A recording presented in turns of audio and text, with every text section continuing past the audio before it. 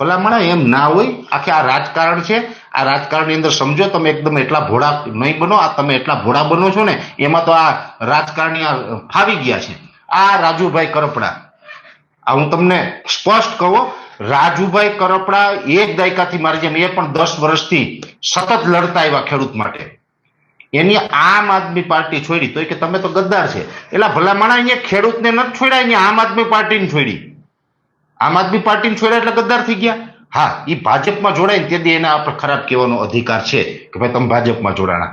પણ જો એ ભાજપમાં ના જોડાય ને અત્યારે કોઈ પણ પાર્ટીમાં જોડાયા વગર એ જો ખેડૂતની સેવા કરવા માંગતા હોય તમે ગદ્દાર કેમ કહી શકો?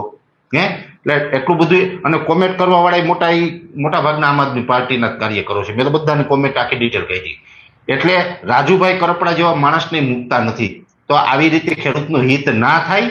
ખેડૂતનું હિત કરવું હોય તો રાજુભાઈ કરપડા હોય, પાલભાઈ આંબલિયા હોય, રતનસિંહ ડોડિયા હોય, સાગરભાઈ રબારી હોય, આવા દરેક લોકોને આપણે સપોર્ટ કરવો પડે. એ કોઈ પાર્ટી છોડે એટલે સીધા એને આપણે ગાળો કાઢવા માંડીએ ને એને વેચાઈ ગયો એવું કહેવા માંડીએ. આ વાત ના ચાલે. આ બધી વાહિયાત વાતો છે. આ ખોટું છે.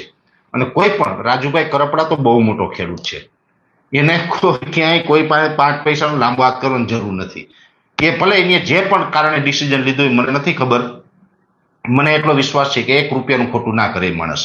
1 રૂપિયાનું ખોટું ન કરે. એ ખરેખર એના દિલમાં હમદર્દી છે. એ ખેડૂત પ્રત્યે લાગણી ધરાવે છે અને એ ખેડૂતનું સારું 10 વર્ષથી કરતા આવ્યા છે અને હજી પણ કરશે. હજી નહીં કરે એવું કોણીએ કીધું? હજી કરશે. હું કહું રાજુ કરપડા હજી પણ ખેડૂતનું સારું કરશે. પણ એની આમ આદમી પાર્ટી છોડી. હવે એને જે પ્રશ્ન હોય એ એની અંગત બાબત છે. આમ આદમી પાર્ટી છોડી એનો મતલબ એવું થોડોક થઈ ગયો કે ખેડૂતના વિરોધી છે. કે આમ આદમી પાર્ટી હોય, કોંગ્રેસ હોય કે ભાજપ હોય, આ કોઈ રાજકીય પાર્ટીએ ખેડૂતનો ઠેકો નથી લીધો. રાજુભાઈ કરપડા છે એ બિલકુલ હું એમ માનું કે હજુ પણ એ ખેડૂતના એક નીડર યોદ્ધા છે. હા, આગળ ઉપર પછી કઈક બીજું સ્ટેન્ડ આવે તે દિવસે વાત અલગ છે. અત્યાર સુધી રાજુભાઈ કરપડાને આપણે ખરાબ કહેવાનો અધિકાર નથી. બોટાદમાં કડદાકાંડ થતું હતું. આ કડદાકાંડમાં મળદનો દીકરો લડ્યો ને 4.5 મહિના જેલમાં રહીને આવ્યો.